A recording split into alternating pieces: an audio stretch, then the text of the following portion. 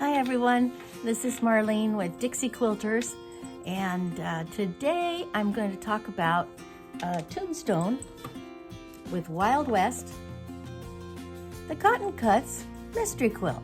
And we're detectives, right?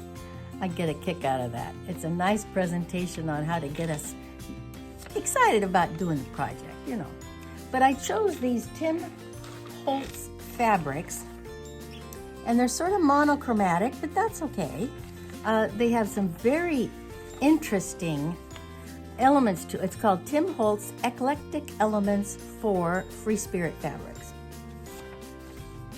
Now, I liked them because they reminded me of reading a Louis L'Amour book, you know. When I was, I read a lot of Louis L'Amour books over the years.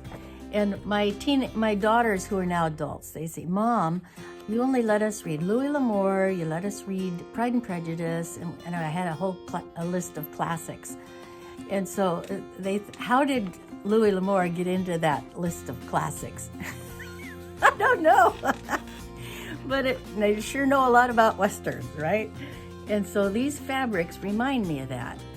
Everything but the polka dot. The fabrics, let's look at them.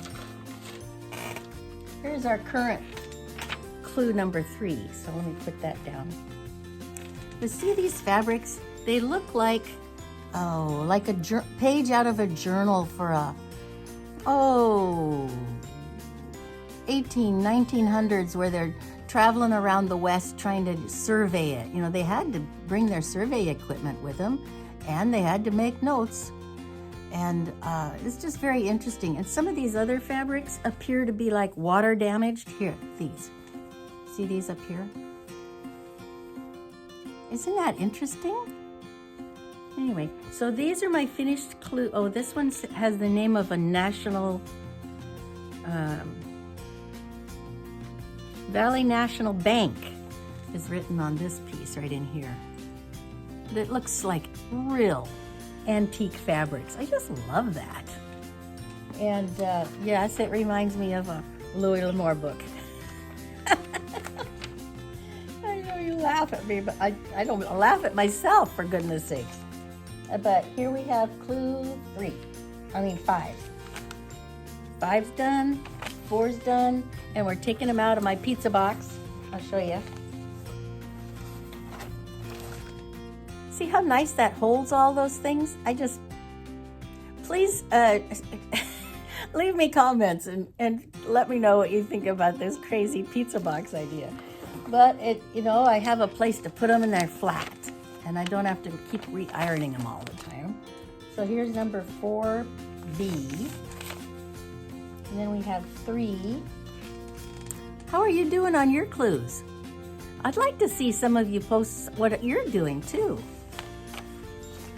Now, on this one has a lot of fabric in it that looks like a spider web, like what you'd find in a ghost town. Isn't that fun? It just evokes such a story. I don't know. I love books. I love reading. And now I like to listen to them in the car when I'm driving. But if you get too immersed in the story, sometimes you may take a wrong turn. But this is this Wild West, what's her name? Flat Nancy. Now, I know, what are you doing with this? Are you guys taking pictures of this and then posting it? That's what it says we're supposed to be doing. I've never done it, though. Well, let me know if you're doing it. Make a mention in the comments, please. This is, again, this is my second posting for December 15, I believe it is. It's a Sunday. Okay, so that's my Cotton Cuts Mystery Block of the Month. I do like it. Have you done very many of these? This is my first one. And I'm staying on top of it. I'm proud to report. And then what do you do with these? You know, they come with this coloring thing on the back. I know I've read this. You're supposed to color them and then post them somewhere, and well, that's one more thing I have to figure out. But primarily, I do like them because if you think about it, you know, they sell those big boxes of blocks, and they're all on cards like this, you know.